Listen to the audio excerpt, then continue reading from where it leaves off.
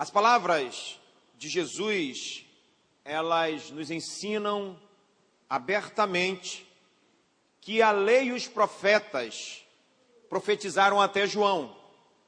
E desse tempo em diante, disse Jesus, estão sendo pregadas as boas novas do reino de Deus. Eu queria, amado, que você colocasse na tela para nós, por gentileza, Lucas 16, você que tem a Bíblia também, abra, acompanhe essa leitura. A lei e os profetas duraram até João, desde então é anunciado o reino de Deus e todo homem emprega força para entrar nele. Vamos ler também Marcos, capítulo 1, versículo 15. E dizendo, o tempo está cumprido e o reino de Deus está próximo, arrependei-vos e crede no Evangelho. Abra também Mateus 4, 23, e joga na tela para nós, por gentileza, essa referência também, ok. E percorria Jesus toda a Galileia, ensinando nas suas sinagogas e pregando o evangelho do reino e curando todas as enfermidades e moléstias entre o povo. Então essa era a mensagem que Jesus pregava, as boas novas do reino dos céus, do reino de Deus, do seu Pai. Jesus, ele percorria toda a Galileia, toda aquela região, pregando este evangelho, o evangelho do reino de Deus. E junto com o evangelho do reino de Deus, Jesus sempre atendia às necessidades das pessoas. O texto diz que ele curava toda sorte de enfermidade entre o povo. Então, ministrar cura da parte de Deus compõe o reino de Deus, amém? A igreja tem que ter essa mentalidade, que faz parte das boas novas do reino de Deus, não somente os ensinos, o aprendizado, aquilo que a gente retém, mas aquilo que a gente faz também em obediência a esses ensinos. E orar pelos enfermos, pelas enfermidades das pessoas, compõe o reino de Deus. Nós temos alguém aqui enfermo nesta noite? Necessitando de uma oração nessa área? Tem alguém? Te coloca de pé, você que está enfermo. Ou se você conhece alguém da sua família que está também enfermo, ousadamente eu peço que você se coloque de pé, nós vamos orar, porque orar pelos enfermos, solicitando da parte de Deus a cura pelos enfermos, faz parte do reino de Deus, amém? Quem crê nessa verdade, diga amém. Amém. Vamos orar então. Deus, eu coloco diante do Senhor, através desta oração, a vida dos meus irmãos, aqueles que estão aqui e estão necessitando de um toque de cura da parte do Senhor. Colocamos também a vida daqueles que se levantaram porque estão representando, colocando a sua fé em ação, porque alguém da família, algum amigo, alguém que eles conhecem, estão necessitando também de um toque de cura. Deus, em nome de Jesus, aonde estiver essas pessoas, aonde estiver cada irmão, não importa a sua enfermidade, o seu problema, se seja grave ou menos grave, se já ouviram um decreto, Santo Deus, de que não tem mais jeito, nesta hora nós cremos que Tu és poderoso para tocar sobre cada vida e realizar um grande milagre, porque a cura advinda da parte do Senhor faz parte da proposta pregada por Jesus desde então e até os dias atuais. A proposta do reino de Deus, ela prega também a cura sobre os enfermos, e nós cremos no poder do Senhor e liberamos uma palavra de cura da parte do Senhor, e Tu serás, somente Tu serás glorificado. Assim nós te abençoamos e liberamos uma palavra de cura em nome de Jesus. Diga amém, creia e libere um aplauso ao Senhor em nome de Jesus. Você pode se assentar, querido. Abra Mateus 5, de 1 a 11. Então Jesus, ele percorria toda a Galileia, ele ensinava nas sinagogas, ele pregava o evangelho do reino de Deus e curava também os enfermos. E Jesus, ele então, em um determinado momento da sua caminhada ministerial, ele leva esses ensinos que nós conhecemos como o Sermão do Monte ou as Bem-aventuranças. Nós leremos a partir de agora, capítulo 5 de Mateus, a partir do versículo 1 até ao 12. Vendo Jesus as multidões, subiu ao monte, e como se assentasse, aproximaram-se os discípulos, e ele passou a ensiná-los, dizendo: bem-aventurados humildes, humildes de espírito, porque deles é o reino de Deus. Bem-aventurados que choram, porque serão consolados. Bem-aventurados mansos, porque herdarão a terra. Bem-aventurados os que têm fome e sede de justiça, porque serão fartos. Bem-aventurados misericordiosos, porque alcançarão misericórdia.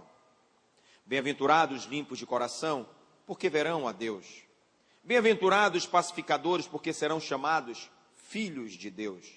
Bem-aventurados perseguidos por causa da justiça, porque deles é o reino dos céus.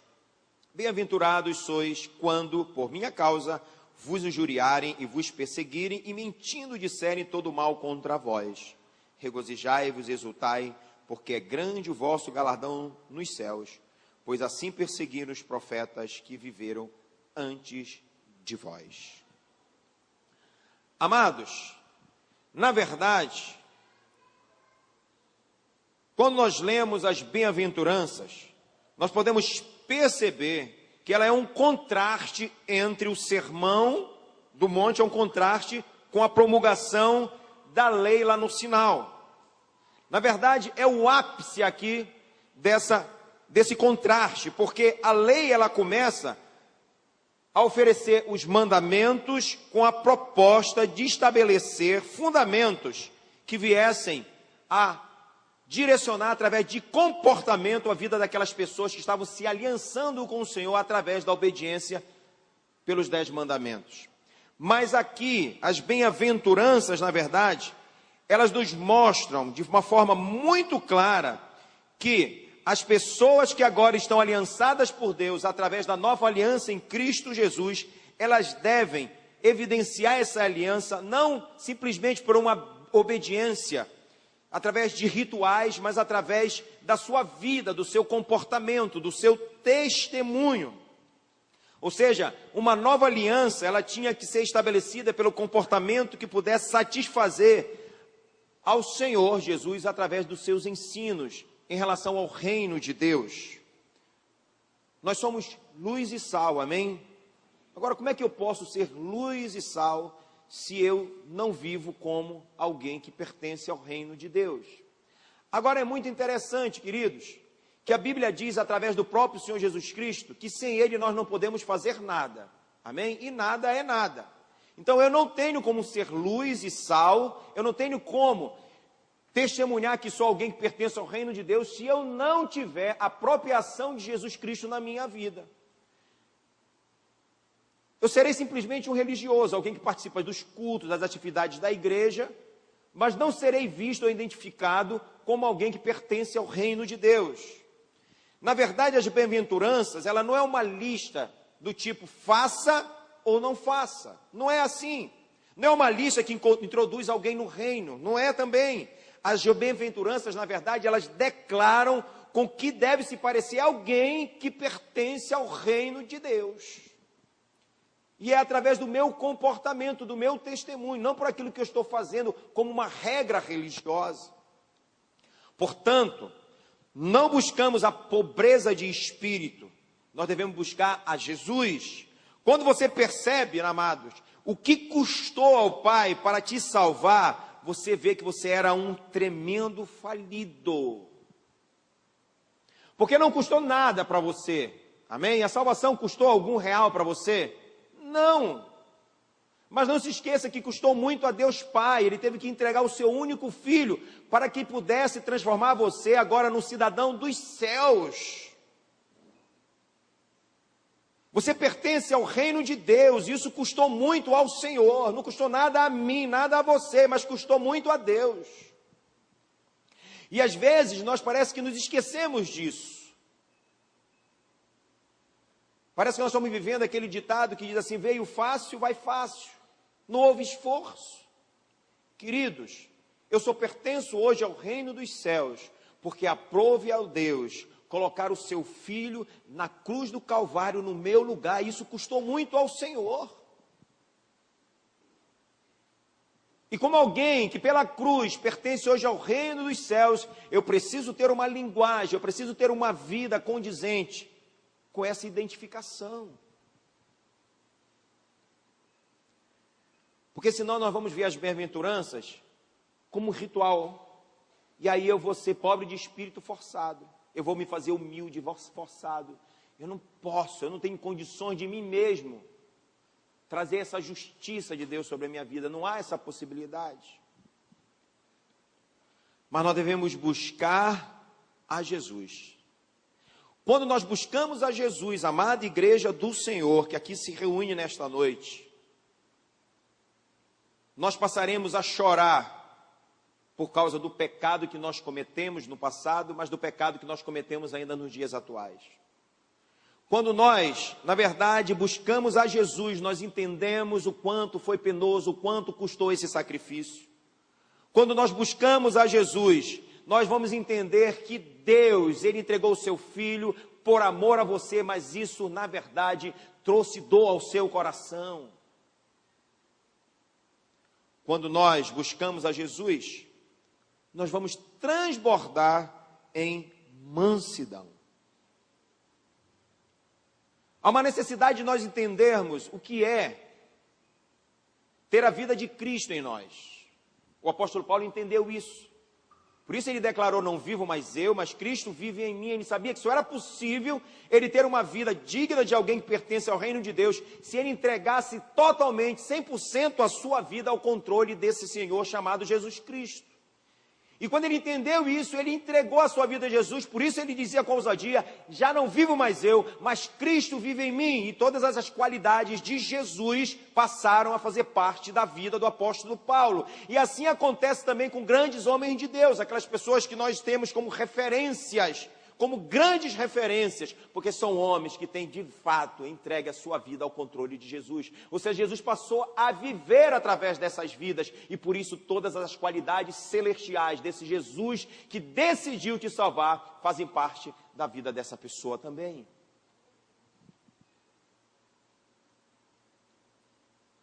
Busca Jesus,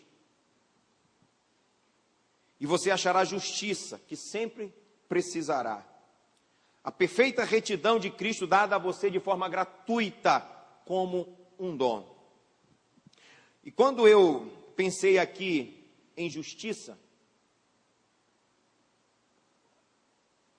eu entendi, pastor Delcio, porque algumas pessoas, e eu vou dar o exemplo da nossa bola de segunda-feira, pastor Delcio.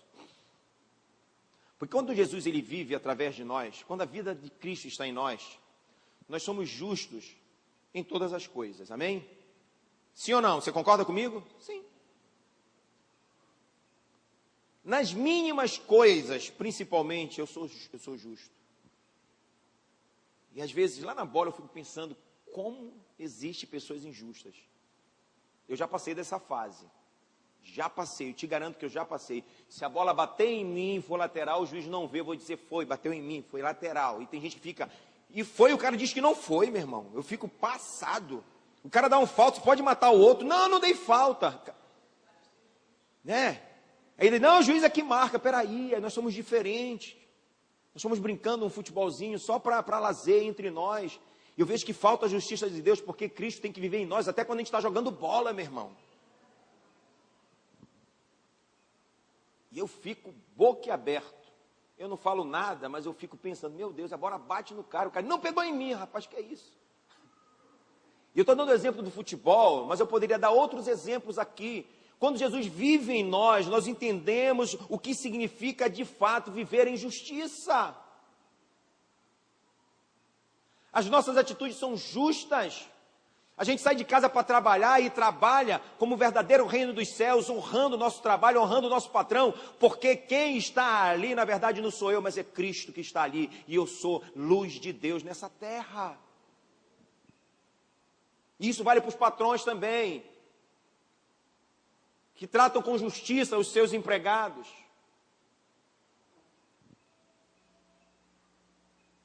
Busque Jesus e você será misericordioso. Sabe por quê? Porque quando você olhar no espelho, você vai perceber que a pessoa que mais necessita da misericórdia de Deus é você.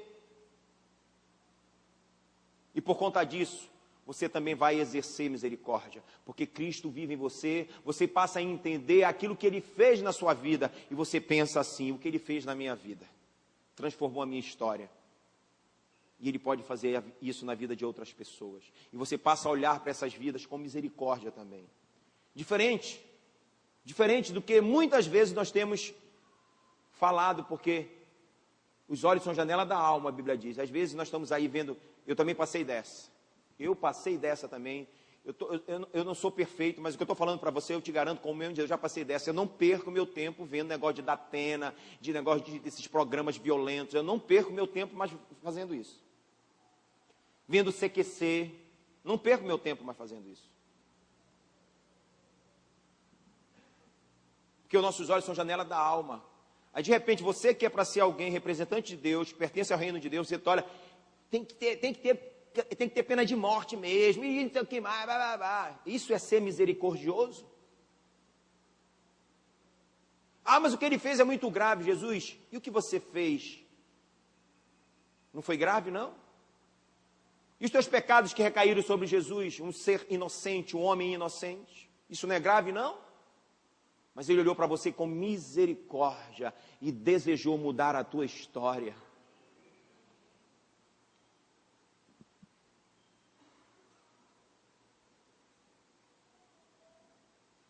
Busca Jesus e você vai procurar o caminho da reconciliação com os outros.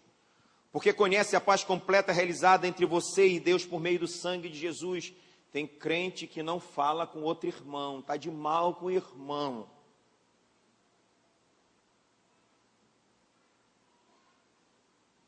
E existe um ministério sobre a nossa vida, como alguém que pertence ao reino de Deus, que é o ministério da reconciliação.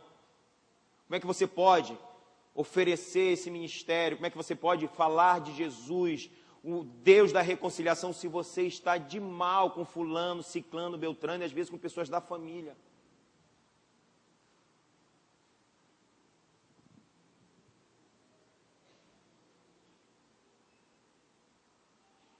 Busca Jesus e você vai suportar com alegria a reprovação por causa dele. Todas as reprovações que este mundo pode lançar contra nós, mas nós vamos suportar quando nós buscamos Jesus, porque ele suportou as afrontas por nos amar. E ele passa a viver em nós, e nós vamos suportar essas afrontas também. E aí, deixa eu te dar um recado, que talvez você não goste muito do que eu vou falar. Tudo que nós temos ouvido tempo ainda não é nada diante das grandes tribulações que o mundo vai enfrentar. Hoje nós estamos vivendo essa liberdade ainda. E aqui e ali, eu vejo no WhatsApp, olha, e não sei o que mais, e olha, vamos votar, estão votando contra a família, e eu não sei o que mais. Deixa eu te falar uma coisa, as coisas vão piorar, querido. É bíblico. É bíblico. Tem gente aí perdendo tempo, indo para a televisão, combater o homossexualismo, e vai lá, é perca de tempo, irmão. Essas leis, com o passar do tempo, serão aprovadas, é assim que virá a grande perseguição contra a igreja, uma das formas de perseguição. Agora, independente dos tipos de lei que virão, dessas situações, eu, como alguém que pertenço ao reino de Deus, o meu posicionamento continuará sendo o mesmo. Mesmo sendo acusado, perseguido, eu estarei sempre posicionado, porque faz parte de alguém que pertence ao reino de Deus ser perseguido. É muito preocupante hoje para mim o que nós temos visto em relação a este evangelho, a este cristianismo, onde todo mundo se agrada. Porque nunca foi assim.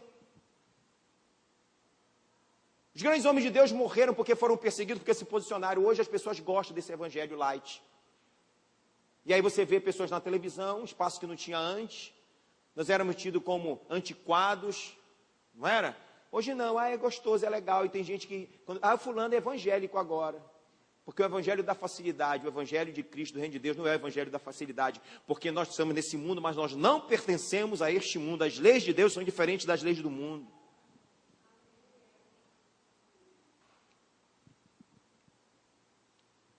Esteja preparado. Agora, como você vai poder suportar essas reprovações? Só se Cristo estiver vivendo em você.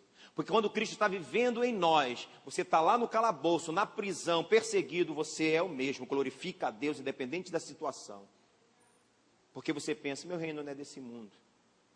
Eu estou aqui de passagem, eu sou, na verdade, um representante de Deus aqui na terra. Eu sou um embaixador de Cristo, eu não pertenço aqui, a este lugar.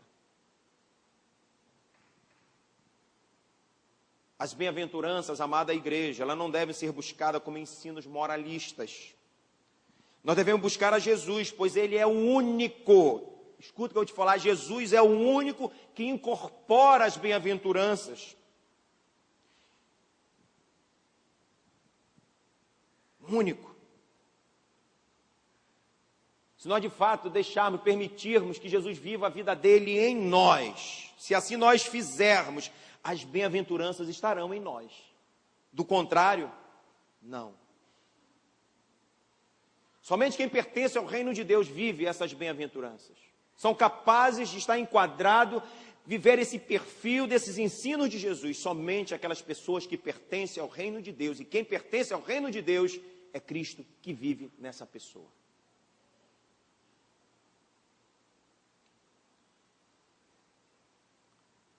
Por que Jesus é o único que cumpre as bem-aventuranças? Por quê? Porque Jesus é a pessoa, ele é, não foi. Porque às vezes nós falamos de Jesus, Jesus ele é, ele não foi, ele está vivo, amém? Ele ressuscitou ao terceiro dia, e a Bíblia diz que ele está sentado à direita de Deus e intercede por nós. Jesus ele vive. E esse Jesus que vive é o único, na verdade, que incorpora as bem-aventuranças. É o único.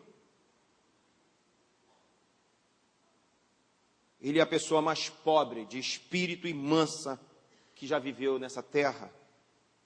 O mais manso e humilde de coração de todos os homens. Mateus 11, 29, por gentileza. Tomai sobre vós o meu jugo e aprendei de mim, que sou manso e humilde de coração, e encontrareis descanso para a vossa alma. Se Jesus não viver através de mim, eu vou me fantasiar de uma pessoa humilde. Eu vou colocar uma fantasia de uma pessoa humilde sem ser humilde. Mas quando Jesus passa a viver através de mim, eu serei uma pessoa mansa e humilde assim como Ele é. Será que nós temos sido manso e humilde à semelhança de Jesus? Pense nas últimas situações que você enfrentou no trânsito. Você foi manso e humilde de coração?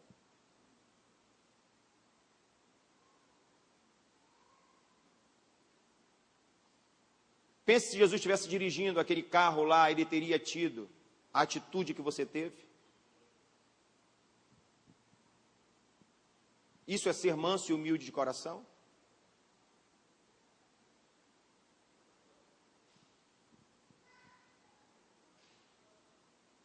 Jesus chorou mais completamente o nosso pecado, o meu e o seu pecado, do que nós mesmos fazemos. Quando Jesus considerou a ira de Deus, Ele chorou pelos nossos pecados. Mateus 26, 38, por gentileza.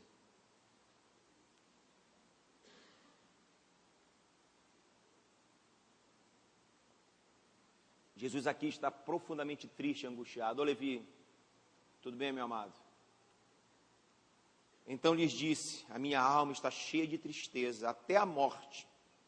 Ficai aqui e vigiai comigo. Jesus estava orando, momentos antes de passar por tudo que ele passou. Ele estava profundamente triste, não porque ele ia para a cruz, não. Jesus estava angustiado, não porque ele iria ter as suas mãos e pés transpassado pelos pregos, não. Jesus não estava triste ou angustiado por causa da coroa de espinho que colocariam na sua cabeça, não. Jesus estava triste e angustiado porque o meu pecado recairia sobre ele. A ira de Deus iria recair sobre ele. A ira de Deus que deveria recair sobre a minha vida, sobre a sua vida, recairia sobre ele. Por isso ele disse: Pai, se possível for, afasta de mim esse cálice, porque esse cálice aqui Jesus está se referindo, representa o cálice da ira de Deus, lá de Apocalipse, o cálice da ira de Deus. Os pecados que eu cometi me trariam condenação, e Jesus tomou meu lugar. Ele viu a condição humana, ele viu a minha condição, ele viu para onde eu ia, o que aconteceria comigo. Jesus está profundamente triste, angustiado. E nós fazemos pouco caso, às vezes, querido, de entendermos isso. A minha alma está profundamente triste até a morte. Nós devemos lamentar e chorar pelos nossos pecados, porque foram esses pecados que recaíram sobre Jesus.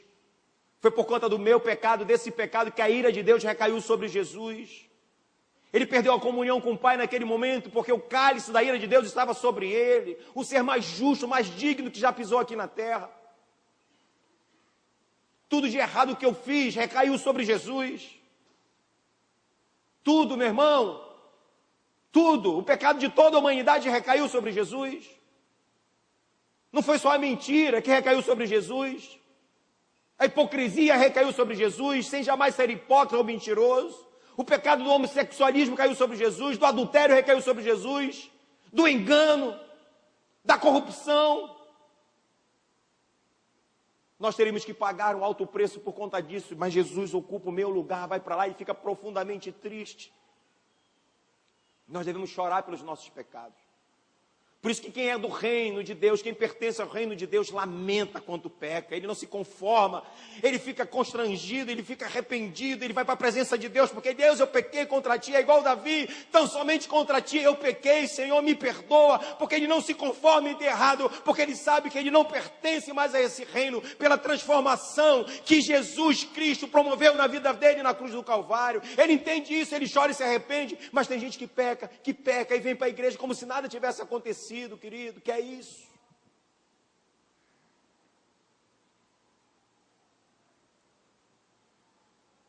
É inevitável que eu não venha cometer pecado. A Bíblia fala a respeito disso. Mas eu não posso ter prazer mais no pecado.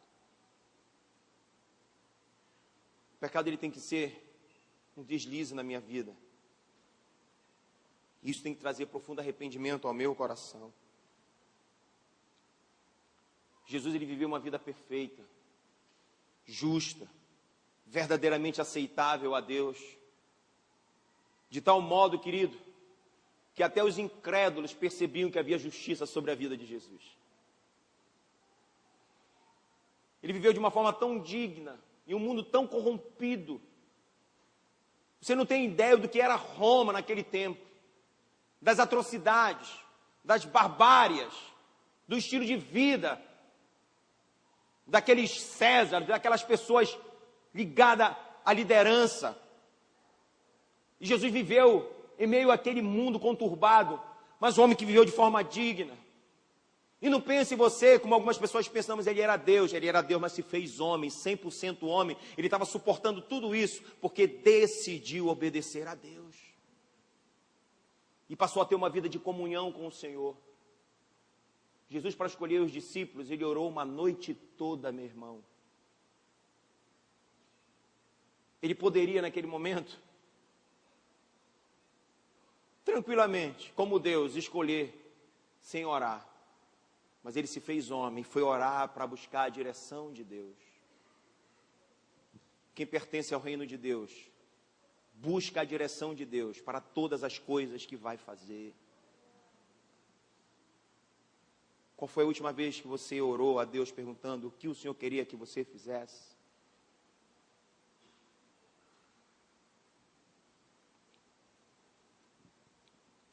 Mateus 27, 19, por gentileza.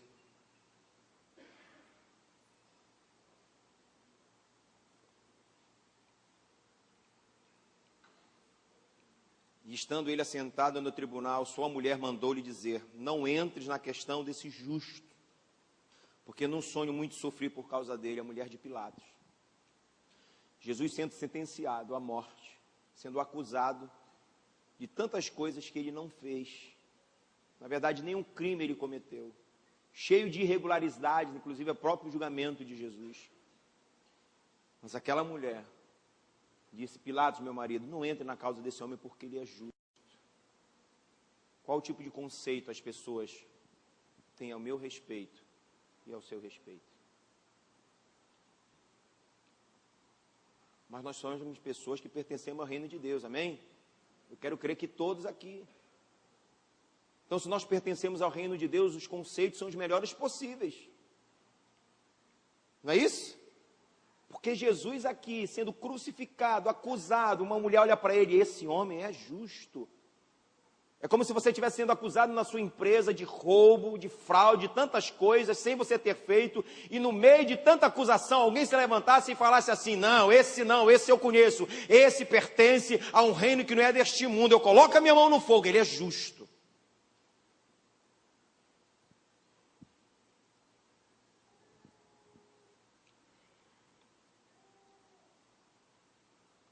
Jesus possui toda misericórdia e responde às súplicas por misericórdia, responde às súplicas através de curas. Eu quero ler com você Mateus 20, de 29 a 34. E saindo eles de Jericó, seguiu grande multidão. E eis que 2 cegos assentados junto do caminho, ouvindo que Jesus passava, clamavam dizendo: Senhor, filho de Davi, tem misericórdia de nós. E a multidão os repreendia para que se calassem. Eles, porém, cada vez mais clamavam e dizendo: Senhor, filho de Davi, tem misericórdia de nós. E Jesus, parando, chamou-os e disse: que quereis que vos faça? Disseram eles: Senhor, que os nossos olhos sejam abertos. Então Jesus, movido de íntima compaixão, tocou-lhe nos olhos, e logo viram, e eles o seguiram. Quem pertence ao reino de Deus, quem de fato se permite ser dirigido pelo Espírito Santo de Deus, quem de fato tem Jesus vivendo em si, é uma pessoa cheia de misericórdia. Essa é uma característica de quem pertence ao reino de Deus.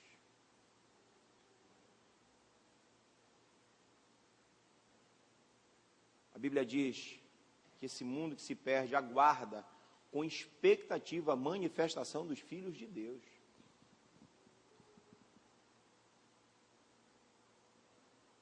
Quando Jesus vive em nós, Ele vai realizar grandes obras através de nós. E uma das marcas que nós teremos como pessoas que pertencem ao reino de Deus é exatamente estarmos cheios de misericórdia e compaixão. Nós vivemos num mundo tão corrido. Quantas pessoas necessitando de compaixão da nossa parte, de misericórdia, e nós fazemos vistas grossas. Pessoas próximas a nós, inclusive. Porque, queridos, quando nós permitimos que Jesus viva em nós, essas coisas acontecem naturalmente. Nós não vamos precisar por aí caçando os necessitados. O Senhor vai colocar essas pessoas diante de nós, porque Ele sabe que nós pertencemos ao reino dEle. Uma marca, uma característica passa a ser em nós exatamente uma vida de misericórdia. Eu não posso querer fazer isso na marra, na força do braço. Vou fazer isso como liturgia, como algo para tentar alcançar o céu. Eu vou fazer caridade. Não, isso não funciona.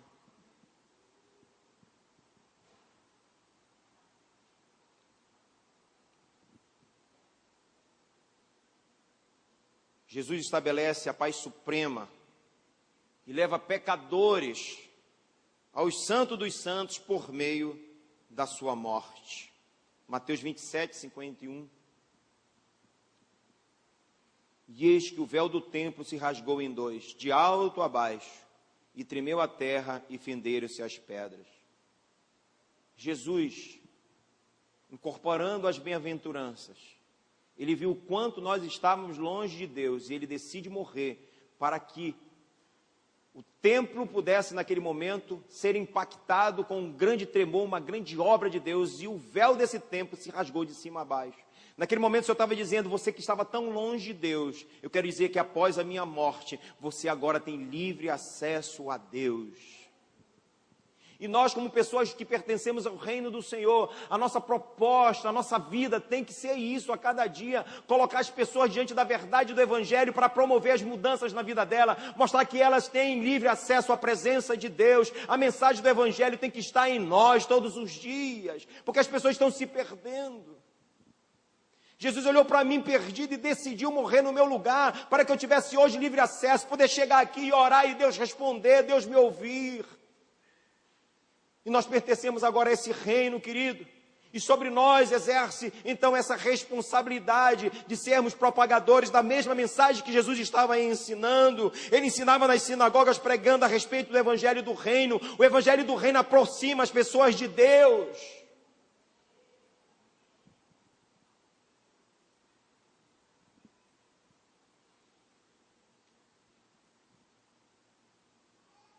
Busque a Deus, porque Ele é o único que pode fazer você viver as verdades das bem-aventuranças. O único que incorporou bem essa verdade, porque em tudo Ele era submisso a Deus. Jesus é o perseguido por excelência, condenado, zombado, açoitado injustamente, espancado e crucificado brutalmente, mas triunfante, porque Ele se entregou por completo ao Pai.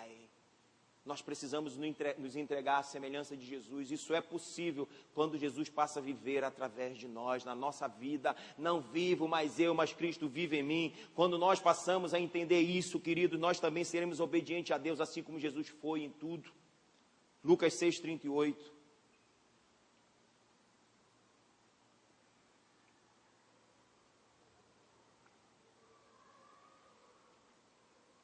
Lucas 6:38.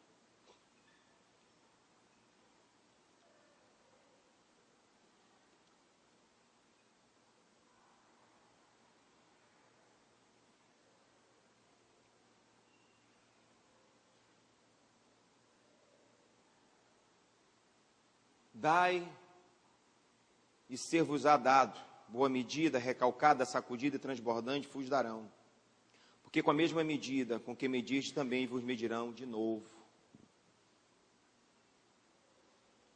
Nós queremos muita misericórdia para nós e sentença aos outros. Não é assim? Quando a gente está passando uma luta, Senhor me abençoa. Quando a gente erra, Senhor me perdoa. Mas quando é o outro, a medida é completamente diferente. A nossa medida tem que ser igual. Aquilo que eu desejo para a minha vida, devo desejar ao meu próximo, porque esse é o grande mandamento do Senhor, amar a Deus sobre todas as coisas, e ao nosso próximo como a nós mesmos. O Felipe esteve ministrando aqui no Tadel, achei tremendo aquele discernimento dele. Eu tenho que amar as pessoas como o Senhor ama aquela pessoa, porque se eu tentar amar do meu jeito, eu não vou conseguir amar perfeito. Eu tenho que amar o meu próximo como o Senhor ama o meu próximo. E só quando Cristo passa a viver em mim, eu conseguirei amar as pessoas como Cristo ama.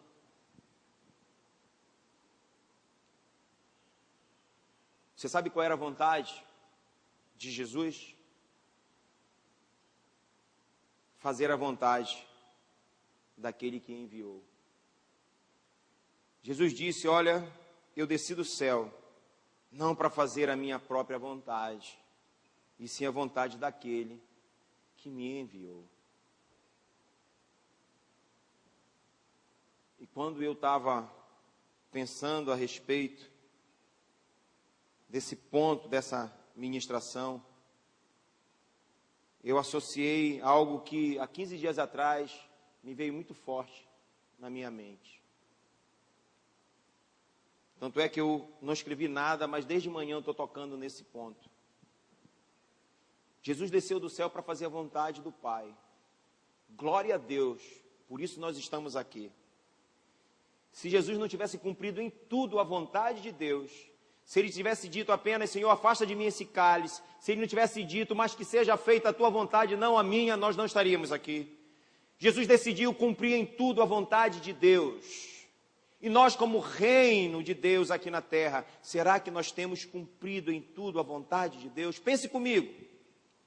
Deus entrega o seu filho para resgatar o Elton, resgatar o Delso, resgatar a cada um de vocês, porque Ele quer oferecer a vocês as propostas do seu reino e não desse reino terreno. Inclusive, ele veio para nos tirar desse império das trevas, desse mundo que jaz no maligno, para nos transportar para o reino do seu Filho, do amor de Cristo. Porque a proposta do Senhor é nos dar uma vida eterna no lugar que Ele já foi preparar antes da fundação do mundo, a Bíblia diz, para que onde Ele estiver, nós estejamos também. Jesus fez tudo isso para nos levar para o céu, para nos levar para a eternidade. E Ele nos deixa aqui como representantes seus, para que pudéssemos então levar à frente, divulgar tudo isso que Ele estava ensinando, está nos ensinando agora. Então tudo aquilo que eu tinha que fazer como excelência na minha vida, como primordial na minha vida, era sempre falar do reino de Deus para as pessoas. Não é essa a proposta de Deus para a sua igreja aqui na terra? Ide por todo mundo e pregai o evangelho, ide por todo mundo e pregai as boas novas do reino. Não foi isso que o Senhor nos ensinou? E aí eu fiquei pensando, meu Deus, eu não tenho mais como refazer o meu erro, porque as minhas filhas já cresceram, mas me perdoa, meu Deus. Porque essa obra ela tem que começar primeiramente na nossa casa. E nós deixamos de ensinar os nossos filhos a respeito do reino de Deus. Gente, nós investimos tanto na vida dos nossos filhos com coisas terrenas. E eu me lembrei de um único pastor que eu conheço, porque eu só conheço um. E eu estou fora. Eu só conheço um pastor, eu só ouvi de um pastor isso que eu vou te dizer. Ele disse assim, antes das minhas filhas escolherem qualquer profissão aqui na terra, eu quero que elas descubram primeiramente qual a vocação ministerial que Deus tem para elas, para esse reino dele aqui na terra. E ele investiu isso, ele mandava as meninas participar de retiros, de missões. E um dia a mais velha chegou e disse, pai, eu já sei a chamada de Deus para a minha vida, vou para o campo missionário, mas eu vou me preparar, vou fazer enfermagem para que eu possa usar dessa profissão para fazer missões. E o que é que nós falamos para os nossos filhos, como eu fiz? Só sobre as coisas daqui dessa terra. E às vezes colocamos nossos filhos diante de profissionais para que eles possam descobrir a sua vocação profissional e não ensinamos os nossos filhos a buscarem em Deus qual a sua vocação ministerial, porque quem pertence a esse reino se preocupa em primeiro lugar com as coisas deste reino. Eu não estou dizendo para ninguém ser vagabundo, preguiçoso, não estudar, mas isso não é a primazia na vida de quem pertence ao reino de Deus, porque tudo o que for construído aqui vai ficar, meu irmão. E às vezes quando nossos filhos chegam com uma proposta, eu quero trabalhar em tal área, eu quero fazer isso. Não faz isso, que isso não dá dinheiro, porque nós estamos ensinando as coisas do reino deste mundo, desse império para os nossos filhos. Isso não dá dinheiro.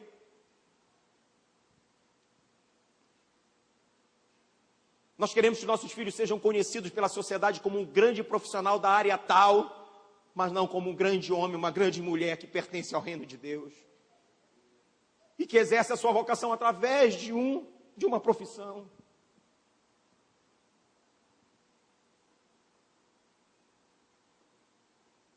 Invertemos os valores.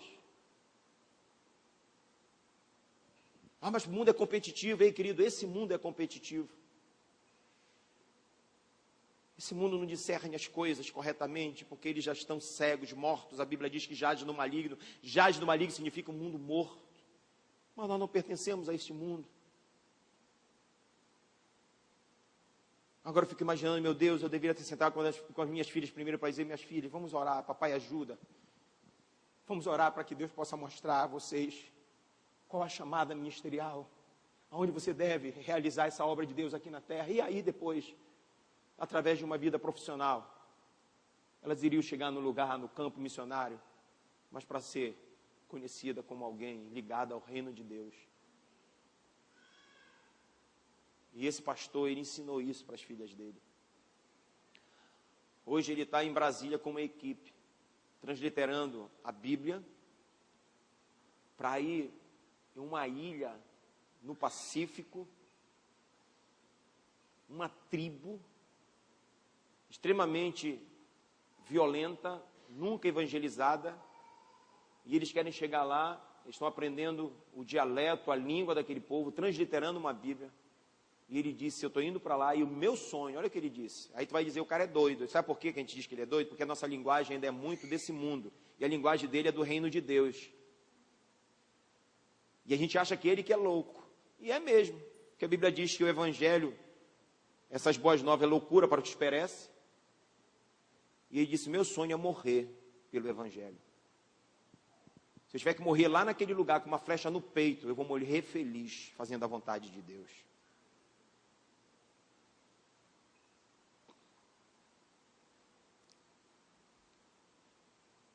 Mas existe mais 6.999 por aí, não existe?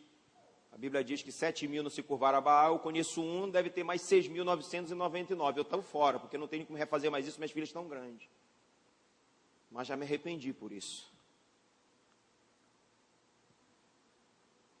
Volto a frisar, não que não seja bom buscar a área do ensino, essa valorização profissional, mas isso não pode ser a única coisa que a gente tem que ensinar para os nossos filhos. Isso tem que ser secundário, isso tem que ser algo... A Bíblia diz que a gente deve buscar primeiramente o reino de Deus, as necessidades básicas do dia a dia, Deus supre. Quando nós buscamos a Deus, Deus é responsável em cuidar de nós. E se Deus te vocacionou, se Deus te deu uma chamada, se Ele decidir te sustentar com venda de bombons, isso vai ser possível, porque o poder está em Deus. Mas não, isso não supre, isso não dá dinheiro.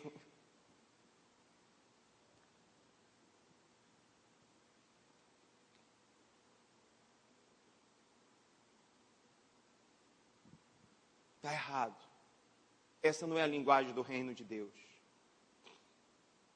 Eu falei isso, dando como referência, em primeiro lugar, a nossa casa. Mas nós temos perdido grandes oportunidades que Deus tem nos dado, quando temos contato com tantas pessoas, de falarmos a respeito do reino de Deus para essas pessoas. Às vezes nós perdemos tanto tempo falando de tantas coisas.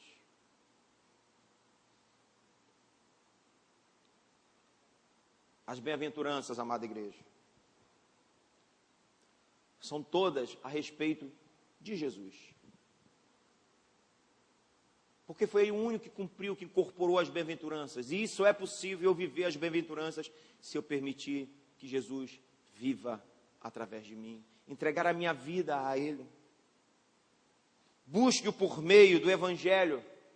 E você será uma nova pessoa. Porque Jesus estava falando, ensinando a respeito do Evangelho do reino de Deus. E somente através do Evangelho a pessoa vai experimentar uma mudança de vida. Porque o Evangelho do reino de Deus ensina essas coisas que eu estou falando para você. Você será uma nova pessoa que gozará de todos os benefícios de um relacionamento com Deus e viverá no reino de Deus. O cristianismo é voltar-se repentinamente, uma mudança brusca ao descanso na vida que Jesus viveu e na morte que Ele morreu. Viver o reino de Deus é isso, viver a vida de Cristo e a morte de Cristo, que representam as renúncias. Jesus renunciou à sua vontade para fazer a vontade de Deus.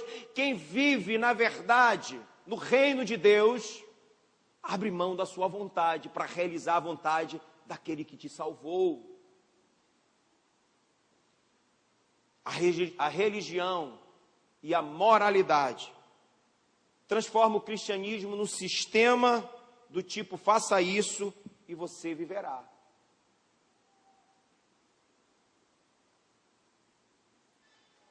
Mas quando você ouve a voz de Cristo através das bem-aventuranças, você descobre que cada vez mais você é um bem-aventurado, porque você pode bater no peito e dizer, entendi, que quem tem que viver a minha vida é Cristo, e Ele vivendo em mim é a esperança da glória que me aguarda. Por isso desejo que Cristo viva através de você. Como é que isso acontece, pastor? É estalando o dedo 3 vezes, dando 3 pulinhos. Como é que isso acontece, pastor? Vindo para as vigílias? Vindo para os cultos de celebração? Como é que isso acontece? A frase diz tudo. Quer que Cristo viva através de você e você reflita as bem-aventuranças? Priorize a paixão por Deus. Tenha intimidade com o Senhor, deseje isso. É fácil, mas é comprometedor. É fácil, mas é desafiador. É fácil, mas requer compromisso. Nós estamos tão acostumados às coisas práticas e rápidas nessa vida, nesse mundo, que nós queremos orar a Deus assim, obrigado, Senhor, pela refeição, em nome de Jesus, amém. Sabe quantas vezes você vai ficar cheio de Deus assim? Nunca. Eu falei para você que Jesus, só para escolher os discípulos, orou uma noite toda. Por isso ele sabia o que ele deveria fazer. Porque ele ouvia a Deus, ele se relacionava com Deus, e por conta disso ele estava sempre cheio de Deus, cheio de misericórdia, cheio de justiça, cheio de mansidão. Nós precisamos nos encher de Deus. Nós precisamos priorizar Deus na nossa vida. Quando nós priorizamos a Deus, aquilo que Deus mais prioriza, nós passaremos a priorizar, que são as vidas. Porque se tem uma coisa que Deus ama, é a vida. Por isso ele morreu por você, porque ele te ama. Fique de pé em nome de Jesus.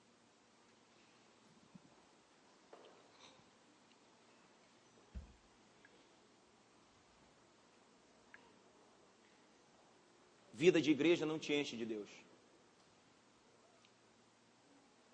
Vida cheia de liturgia não te enche de Deus. Primeiro que Jesus, ele não é uma religião. Jesus não é uma liturgia. Jesus é um estilo de vida. Sem mim nada podeis fazer, eu disse no início, exatamente isso. Você não pode viver as bem-aventuranças sem que Cristo não viva em você. Cristo tem que viver em você. Isso é pertencer ao reino de Deus. Essa era a mensagem de Jesus por onde ele andava. Onde ele ia, essa era a mensagem. Ele chega a dizer, meu reino, não é deste mundo. Meu reino não é comida nem bebida, ou seja, eu não me preocupo com essas coisas terrenas, porque a minha vontade é fazer a vontade de Deus. Quando a Bíblia diz que muitos chamados e poucos escolhidos, é porque existe um chamado que é geral. O chamado geral é exatamente o que está acontecendo aqui, a gente falando de Deus para todos vocês. Agora, aqueles que decidirem entregar sua vida a Jesus de verdade, deixar Jesus viver através de você, esses serão os escolhidos.